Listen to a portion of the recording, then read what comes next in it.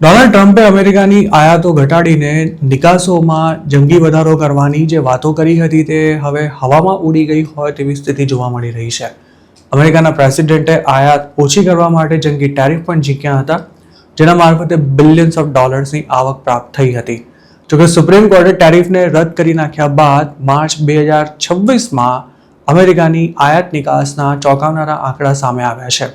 Commerce department દ્વારા મંગળવારના રોજ જાહેર કરાયેલા આ આંકડા અનુસાર માર્ચમાં દેશની ટ્રેડ ડેફિસિટ વધીને $60.3 બિલિયન સ્તર પર પહોંચી ગઈ છે, જે ફેબ્રુઆરી સરખામણીએ 4.4% વધારે છે. આ મહિને અમેરિકાએ $320.9 બિલિયન નિકાસ કરી હતી, જ્યારે આયાતનું બિલ $381.2 બિલિયન રહ્યું હતું. મતલબ કે નિકાસની સરખામણીએ $60.3 બિલિયન વધુ આયાત કરાઈ હતી. આમ તો ક્રૂડની કિંમતમાં થયેલા વધારાનો અમેરિકાને ફાયદો થાય તેમ હતો, કારણ કે હાલ તે દુનિયાનું સૌથી મોટું ક્રૂડ સપ્લાયર છે. જોકે તે પોતાની જરૂરિયાતનો મોટો હિસ્સો આયાત પણ કરતું હોવાથી કોઈ ખાસ ફાયદો નથી થઈ શક્યો. આ ઉપરાંત ગ્લોબલ ઇકોનોમી હાલ જે મુશ્કેલી અને અનિશ્ચિતતામાંથી પસાર થઈ રહી છે, તેના કારણે ગ્લોબલ માર્કેટમાં અમેરિકન ચીજ વસ્તુઓની ડિમાન્ડ ઓછી થઈ રહી છે કે પછી સ્થિર રહી છે. તેના કારણે પણ યુએસની નિકાસો પર અસર થઈ છે, જ્યારે અમેરિકાની ડિમાન્ડ્સમાં કોઈ ખાસ ફરક ન પડતા આયાતો વધી રહી છે.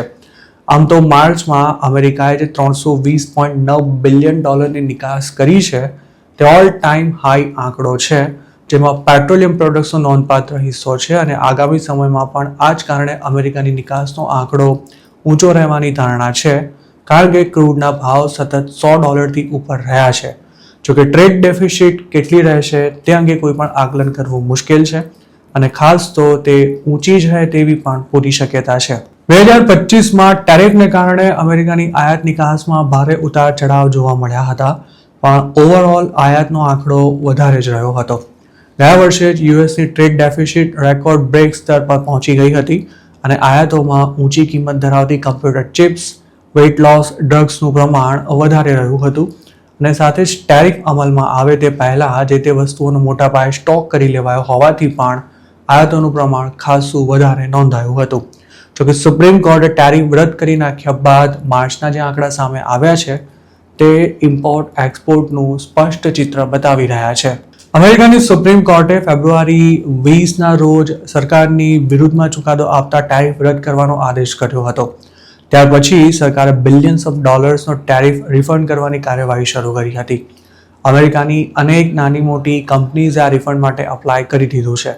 ટ્રમ્પે હજુ થોડા દિવસો પહેલા જ એવું કહ્યું હતું કે ટેરિફનું રિફંડ નહીં માંગે તેવી કંપનીઓને પોતે યાદ રાખશે, પણ અમેરિકાની કોઈ પણ કંપની પૈસા જતા કરવા તૈયાર નથી.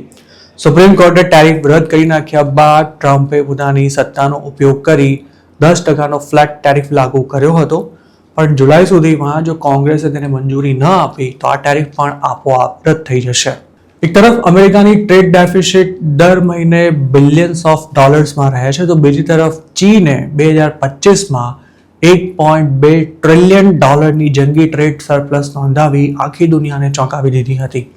આ જ વર્ષ દરમિયાન ટ્રમ્પે ચાઇનાથી આવતા સામાન પર જંગી ટેરિફ નાખ્યો હોવા છતાં પણ ચીનની નિકાસો ઘટવાને બદલે વધી હતી અને ટ્રમ્પ માટે ભોંઠા પડવા જેવી સ્થિતિ સર્જાઈ હતી.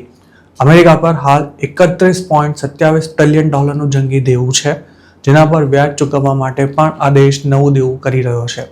ટ્રમ્પે ફેડરલ ગવર્મેન્ટમાં મોટા પાયે છટણી કરવાની સાથે બીજા અનેક પ્રકારના તિકડમ ચલાવી સરકારના ખર્ચ અને દેવામાં ઘટાડો કરવાની મોટી મોટી વાતો કરી હતી, પણ તેમના બિગ બ્યુટીફુલ બિલના લાગુ થયા બાદ અમેરિકાનું દેવું ઘટવાને બદલે વધવાનું છે. 2035 સુધીમાં જ યુએસનું દેવું $50 ટ્રિલિયન સુધી પહોંચી જાય તેવી શક્યતા છે.